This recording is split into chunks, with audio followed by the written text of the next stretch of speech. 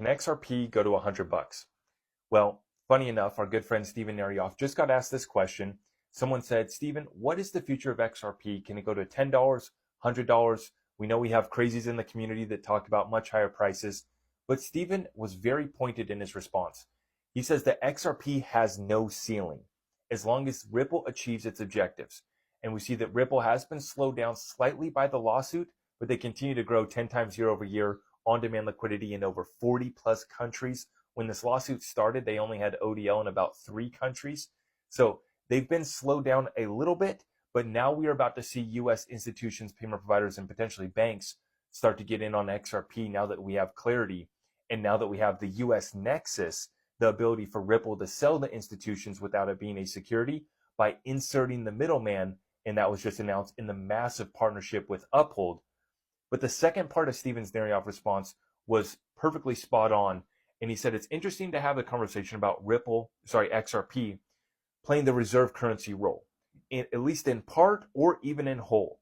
And we've been talking about this in the XRP community. It's very clear for everyone worldwide who's tapped in, who doesn't just watch the mainstream news.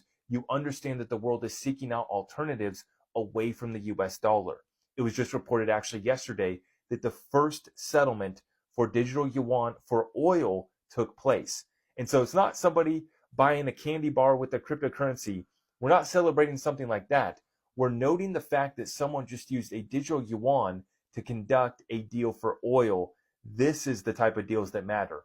And when we look at XRP, all the additional utilities and amendments that are being considered right now bring all these tokenized assets and smart contracts to the XRP ledger.